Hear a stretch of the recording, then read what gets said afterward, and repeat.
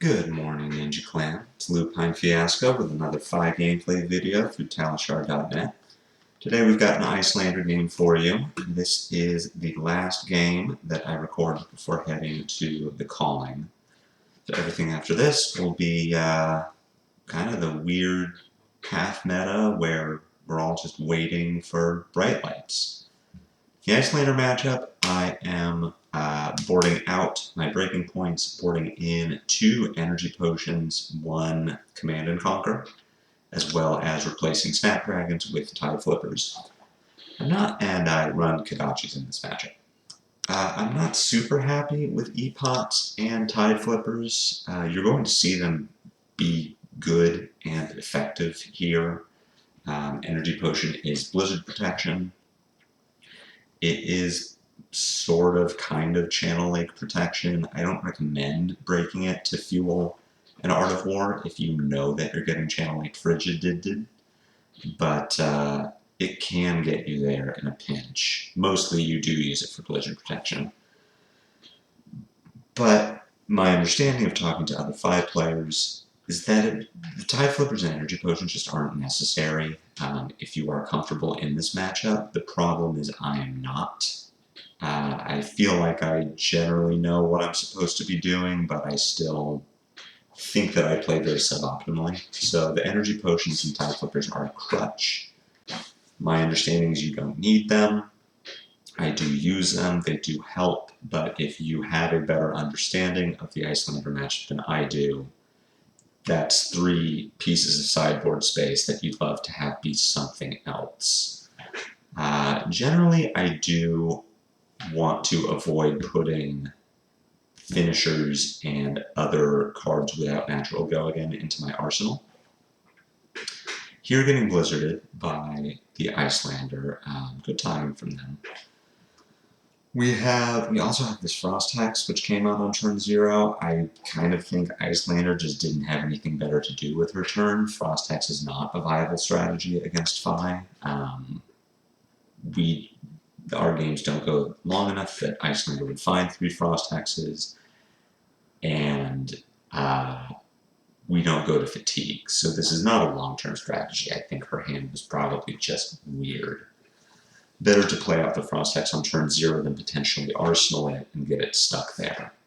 Blizzard here puts us in a weird position where we can pay for the Blizzard, we can pay for the Frostbite that comes after.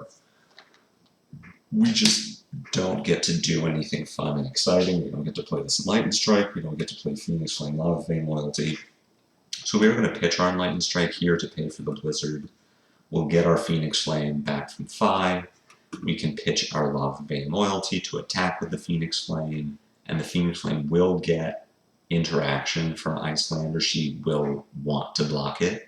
Maybe it's just giving us Iron Rock Gauntlet, but that's fine because she won't have it for later. In general, like I was saying, I don't want to arsenal anything without natural go again if I can avoid it. That said, sometimes I can't, and I believe that is where my dissatisfaction with this matchup comes in, is I have been putting too much emphasis on never arsenaling anything that doesn't have natural go again, pitching away finishers to attack with Kadachis, that sort of thing. So I believe that is wrong. I believe having a finisher in arsenal is not ideal, but it's fine.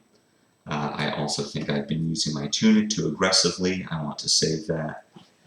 For Coronet Peak, that's the obvious one, but also save it for Cold Snap. In general, I've been trying to avoid arsenaling anything that I can't open a chain with to play around Cold Snap, but the logical fallacy with that is if I am playing suboptimally around Cold Snap, then my opponent might as well always have Cold Snap.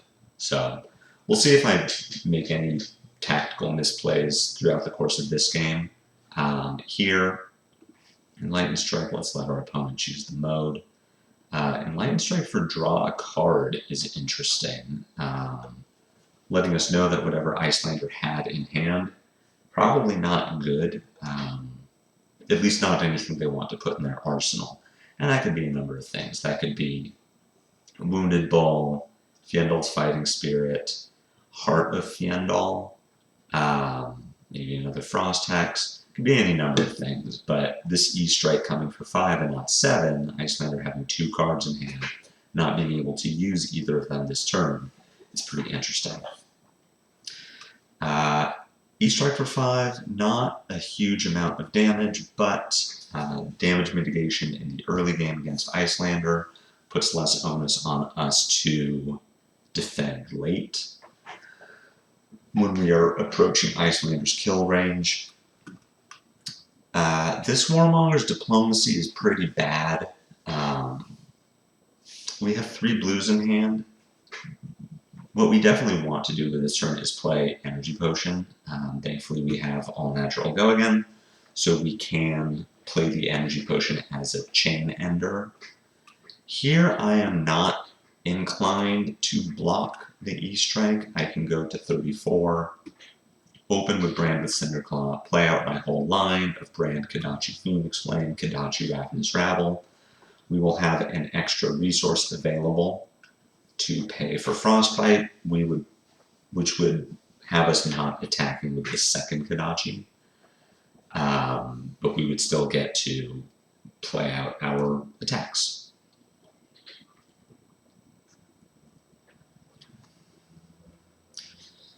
No disruption from Iyslander yet is good news for us. Any resource we have available turns into a Kodachi.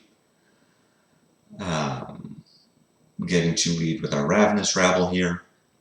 Now we see the Channel Lake Frigid come down. Iyslander playing very aggressively with taking damage. This is fine. We don't have to do anything about the Channel Lake. We have 2 floating resources, so our Energy Potion will be coming down this turn. We'll get to pay for the Frostbite so that we don't take damage from the Frost Hex. See if Iyslander wants to give us an Iron Rock Gauntlet here. Double Strike on the top of our deck is a great draw for us. We won't get to trigger our mask this turn, but Double Strike in the arsenal would have been very nice. Here we just put down our Energy Potion and pass. We are getting Coronet peaked. We do not have a Tunic available, and we are under the effect of Channel Lake Frigid. Tunic would not even be a viable play. Instead, we are just going to pay with our Double Strike. We can pay with the Rise for the Channel Lake or for the Coronet Peak. My thinking being I would like to play this Blaze Headlong, pitch one of these 2 cards to Coronet Peak, pitch the other card to play Blaze Headlong on our turn, and arsenal this Ronin Renegade. Ronin Renegade being Draconic starter with Go again in the arsenal. Of course, our opponent not paying for the flow counter on Channel Lake Frigid, which of course then throws our turn off because we had already expected, well, Channel Lake will still be here. I'm told in paper events, you can catch opponents who do not specify that they are paying for the Channel Lake condition. Despite having ice cards in their arsenal, you will probably have to suffer a judge call, but if your opponent does not specify that they are paying for the flow counter, then they're out of Channel Lake. We'll see what our opponent can do with 3 cards in hand to keep the Channel Lake around. They will need to play a spell, pitch for a spell, then pitch for the Waning Moon. Instead, just throwing an E-Strike, which means they are losing their Channel Lake. Another E-Strike draw a card, which is very interesting. Considering what we have in hand, it looks like we're already snap taking this damage, but let's take a look at what we have in hand. We have our Ronin Renegade in arsenal that we will be leading with. It turns on our Blaze Headlong. It is a head jab. It clears the arsenal to play around Cold Snap. Here, we can afford to do that. We aren't losing any value by playing around Cold Snap. So we'll start with Ronin Renegade, pitch a Soul Beat Strike to Kodachi, Blaze Headlong.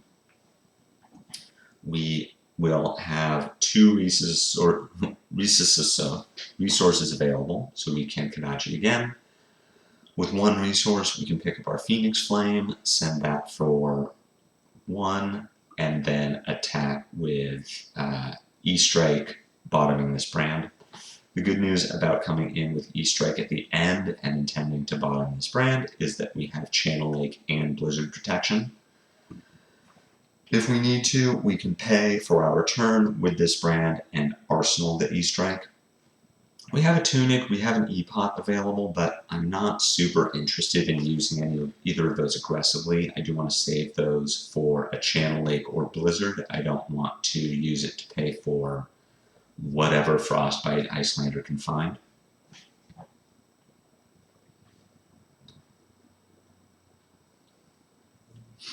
We'll see how this turn all works out. With the 3 getting blocked, Channel Lake now coming out. Not great timing from Iyslander. This Ronin Renegade being on the chain lets us react to the Channel Lake Frigid. We don't have any raised reflexes, lunging presses, ancestral empowerments in our hand. But if we did, this Channel Lake coming out in reactions would let us play one before the Frostbite, whereas that can't happen if Iyslander takes priority during the resolution step of Ronin Renegade and plays the Channel Lake. But in this situation, it's effectively the same thing, just Iyslander, if you're watching, do this during resolution of Ronin, not during the reaction step. So we know that we're getting Channel Linked, we know that we have a Frostbite. This Kodachi is going to cost 3. This brand would cost 2. So what we're likely going to do here, what I would do now looking at this turn, is I think what I like here is Blaze for 4 as a follow-up. Pitch our Soulbeat Strike, paying 2, we have 1 resource floating. E-Strike for 5, draw a card, bottom the brand. We don't need to use our Tunic here, we don't need to use our Energy Potion. If we wanted to send 3 more attacks this chain, we could. It would just take the Energy Potion to do it. Kodachi is 3, Blaze Headlong is 4, E-Strike is 5. So there's a line where we sequence this much differently. Kodachi, Kodachi, E-Strike. First Kodachi costs 3, the second Kodachi costs 2, the E-Strike costs 1 for a total of 6. We have our 2 blues, so instead of sending Blaze Headlong E-Strike, we send Kodachi, Kodachi, E-Strike. It is less damage, it is a mask trigger, but if we would want to E-Strike for 5 anyway, to draw a card, that's still 9. And it doesn't give Iyslander the opportunity to disrupt with Aramon Gauntlet, blocking a Kodachi. So here I do like Blaze E-Strike. Because the Kodachi costs 1, 2 under the effect of Channeling Frigid, we would need to break an Energy Potion to send it. We don't want to do that. Our Tunic and our E-Pot are too valuable. I'm choosing to use the Tunic, so let's see what line I saw then that I don't see now.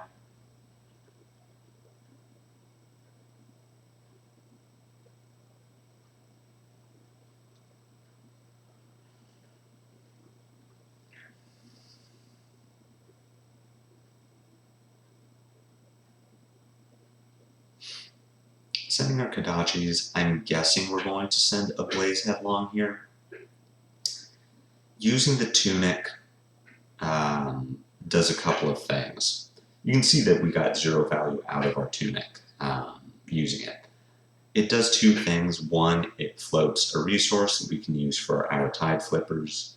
2, if that Blaze Headlong hits, then we draw a card, and we can pay for E-Strike 5, draw a card.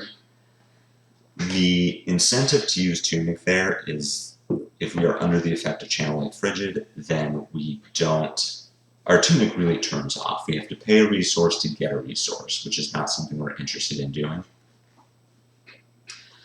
So I can see there being a reason to use the Tunic just as really this gives me no value by keeping it.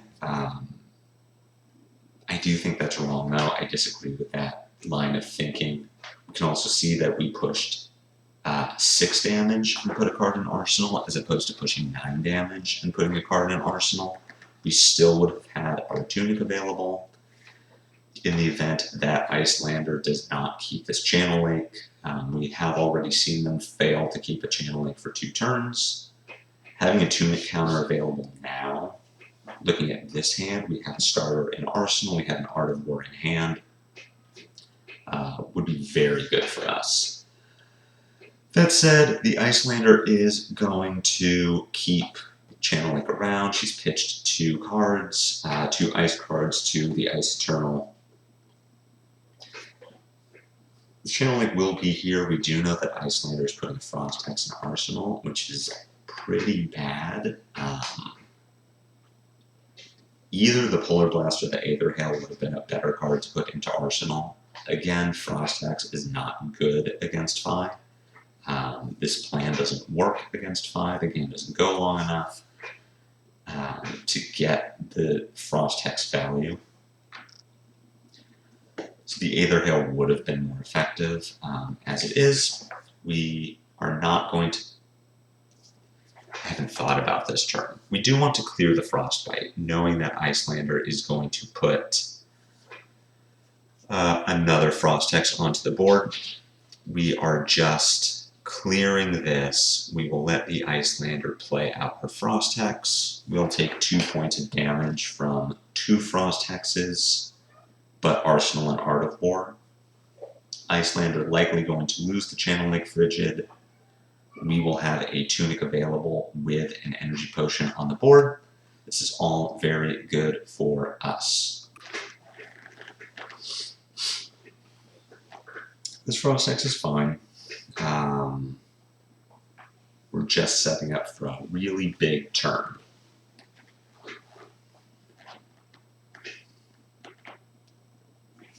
I believe we have seen 2 Blizzards from Iyslander at this point. I know that we've seen 2 Channel Lake Frigids. It's entirely possible that she has more disruption to stop us, Channel Lake being the worst. But again, we have our Energy Potion as Blizzard protection. We will have a Tunic available as well. If we draw a blue, this Art of War is going to be very, very good. Think of Channel Lake Frigid as anti-Art of War in this matchup.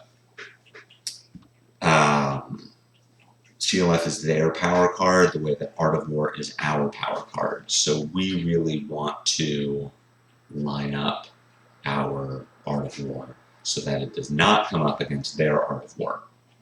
If their Art of War comes down, it's like if your aggro opponent had played Art of War, Channel Mount Heroic, whatever, the turn before you wanted to Art of War. That would be very disruptive.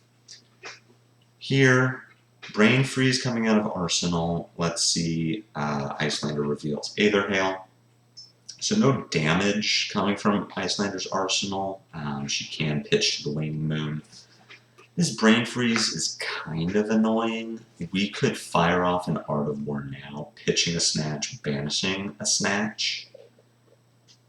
But we are likely to draw more 0 costs off the top of our deck. So if we do want to fire off an Art of War here, which is probably fine. We don't have a blue in hand, but we do have our Tunic to pay for the Art of War and an Energy Potion to pay for a Blizzard. We know that no disruption is coming from Iyslander's Arsenal this turn. She cannot Storm Striders a Channel Lake Frigid. So what we can do here is let the Iyslander put a snatch back on top of our deck. We can then use our Tunic to play the Art of War, banishing a snatch, knowing that we will draw a snatch. If we draw a blue, then this turn is very, very good. That's a line that I like here, especially depending on how Iyslander blocks this brand with Cinderclaw, or if she doesn't. In Undisrupted Art of War, yes, somewhat disrupted in that we lost a card from our hand, but undisrupted in that Iyslander can't make Frostbites, can't tax us this turn.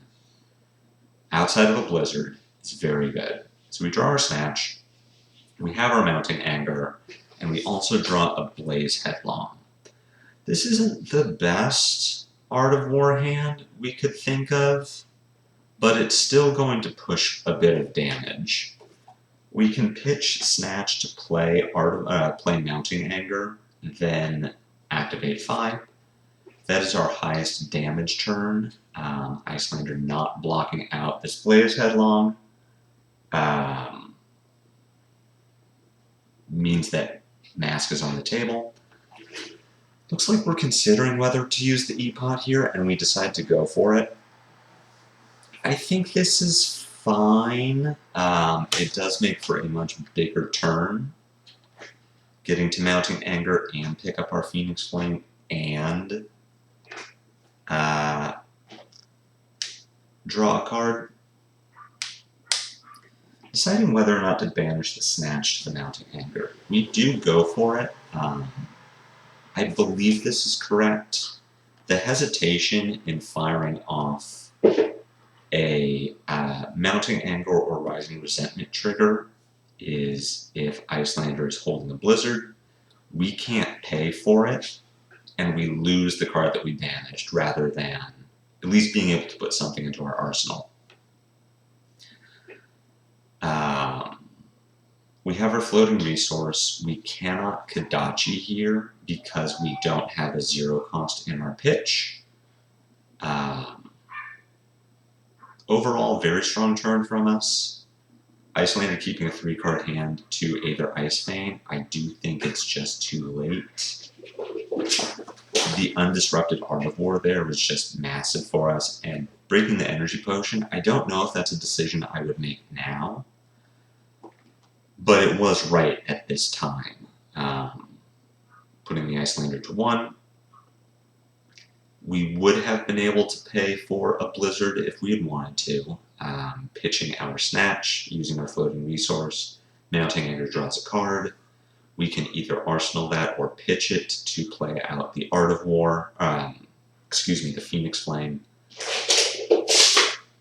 Here we are not paying the Arcane Barrier. We are just discarding to the Ice Vein effect. We know this is an Insidious Chill in Iyslander's arsenal, which is probably one of the worst cards they could have at this point. This Chill will not trigger. It does not do much to disrupt our turn. We get to send a Ravenous Rabble here, or even just E-Strike for 7. This turn likely looking to be Kodachi follow-up to this Kodachi, followed by Ravenous Rabble, followed by Lava Vein Loyalty from Arsenal. Iyslander having to Storm Striders just so that they don't die is horrible. Playing the Unfused in case. Iyslander just doesn't have it here. This is fine. The Art of War turn really just turned this all around from a game at parity, which is where Iyslander wants to be, to them being at 1 to our 18. That's the power of an Undisrupted Art of War. Energy Potion, letting that turn happen, though us not seeing it as far as Blizzard Protection or any sort of really get-out-of-jail-free card.